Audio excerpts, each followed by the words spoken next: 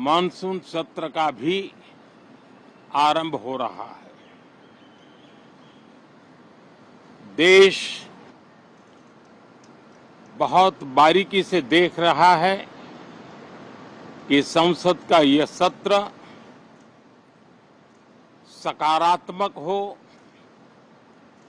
सृजनात्मक हो और देशवासियों के सपनों को सिद्ध करने के लिए एक मजबूत नींव रखने वाला हो। साथियों, भारत के लोकतंत्र की जो गौरव यात्रा है, उसमें ये एक महत्वपूर्ण पड़ाव के रूप में मैं देख रहा हूं। व्यक्तिगत रूप से मुझे भी, हमारे सभी साथियों को भी ये अत्यंत गर्व का विषय है कि करीब 60 साल के बाद कोई सरकार तीसरी बार वापस आए और तीसरी पारी का पहला बजट रखने का सौभाग्य प्राप्त हो। ये भारत के लोकतंत्र की गौरव यात्रा की अत्यंत गरिमापूर्ण घटना के रूप में देश इसे देख रहा है। ये बजट सत्र है,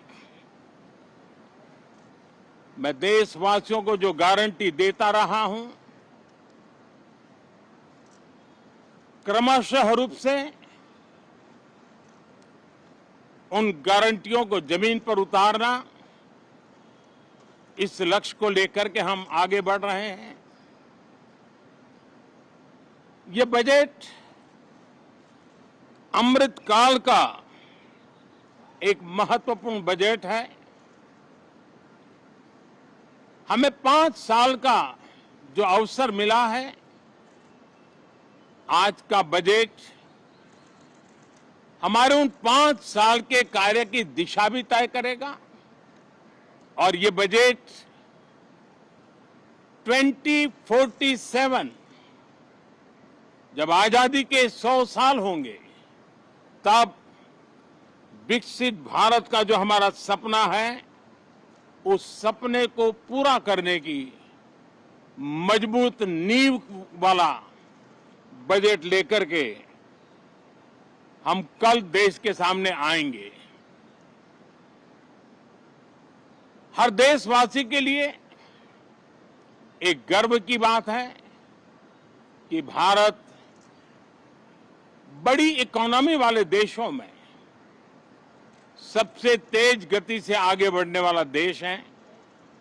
गत 3 वर्षों में लगातार 8% ग्रोथ के साथ, 8% ग्रोथ के साथ हम आगे बढ़ रहे हैं, हम ग्रो कर रहे हैं। आज भारत में पॉजिटिव आउटलुक, इन्वेस्टमेंट और परफॉर्मेंस एक प्रकार से अपॉर्चुनिटीज की पीक पर है। ये अपने आप में भारत की विकास यात्रा का एक अहम पड़ाव है। साथियों,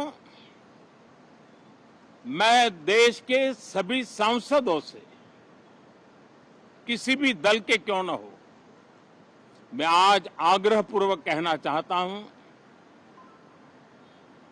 कि हम गत जनवरी से लेकर के हम लोगों के पास जितना सामर्थ्य था, उस सामर्थ्य को लेकर के जितनी लड़ाई लड़नी थी लड़ ली। जनता को जो बात बतानी थी बता दी। किसी ने राह दिखाने का प्रयास किया, किसी ने गुमराह करने का प्रयास किया। लेकिन अब वो दौर समाप्त हुआ। देशवासियों ने अपना निर्णय दे दिया। अब चुने हुए सभी सांसदों का कर्तव्य है, सभी राजनीतिक दलों की विशेष जिम्मेवारी है कि हमने दल के लिए जितनी लड़ाई लड़नी थी लड़ ली। अब आने वाले 5 वर्ष के लिए हमें देश के लिए लड़ना है, देश के लिए जूझना है, एक और नेक बनकर के जूझना है। मैं सभी राजनीतिक दलों से भी कहूंगा कि आइए हम आने वाले 4 साढ़े 4 साल दल से ऊपर उठ करके सिर्फ और सिर्फ देश को समर्पित होकर के संसद के इस गरिमापूर्ण मंच का हम उपयोग करें। जनवरी 29 जब चुनाव का वर्ष होगा, आप उसके बाद जाइए मैदान में, सदन का भी उपयोग करना है कर लीजिए। वो 6 महीने जो खेल खेलने खेल लीजिए, लेकिन तब तक सिर्फ और सिर्फ देश के गरीब, देश के किसान, देश के युवा, देश की महिलाएं, उनके सामर्थ्य के लिए, उनको एम्पावर करने के लिए जन भागीदारी का एक जन आंदोलन खड़ा कर करके 2047 के सपने को पूरा करने के लिए हम पूरी ताकत लगाए। मुझे आज बहुत दुख के साथ कहना है कि 2014 के बाद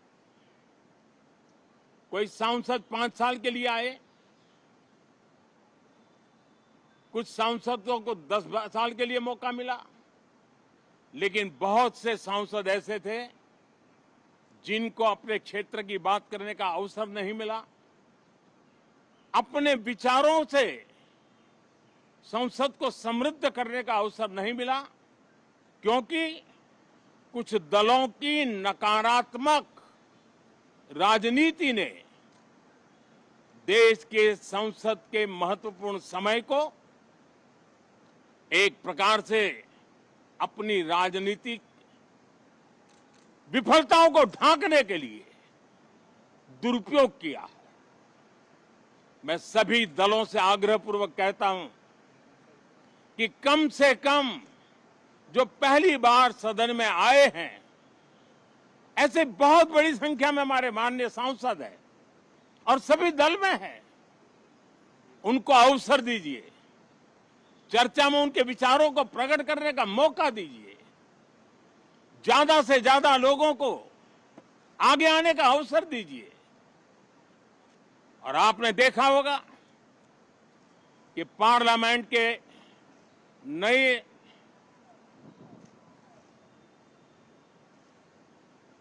संसद गठन होने के बाद जो पहला सत्र था,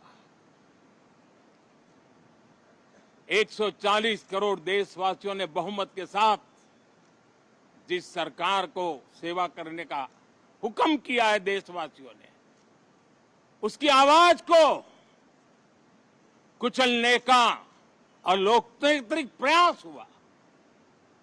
2.5 घंटे तक देश के प्रधानमंत्री का गला घोंटने का, उनकी आवाज को रोकने का, उनकी आवाज को दबाने का लोकतांत्रिक परंपराओं में कोई स्थान नहीं हो सकता है और इसका कोई पश्चाताप तक नहीं है, दिल में दर्द तक नहीं है। मैं आज आग्रहपूर्वक कहना चाहता हूं,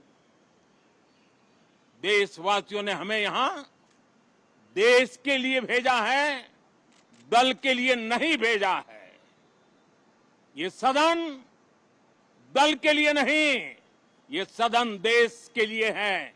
ये सदन सांसदों तक की सीमा तक नहीं है, 140 करोड़ देशवासियों की एक विराट सीमा करके ये लिए है। मैं विश्वास करता हूं कि हमारे सभी माननीय सांसद पूरी तैयारी के साथ चर्चा को समृद्ध करेंगे। कितने ही विरुद्ध विचार होंगे, विरुद्ध विचार बुरे नहीं होते हैं, नकारात्मक विचार बुरे होते हैं। जहां सोचने की सीमाएं समाप्त हो जाती है, देश को नकारात्मकता की जरूरत नहीं है। देश को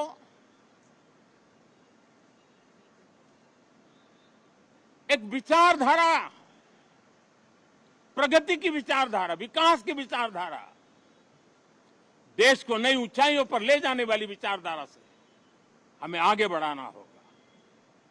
मैं पूरी आशा करता हूं कि हम लोकतंत्र के इस मंदिर का भारत के सामान्य मानवीय की आशा आकांक्षाओं को पूर्ण करने के लिए सकारात्मक रूप से उपयोग करेंगे। बहुत बहुत धन्यवाद साथियों।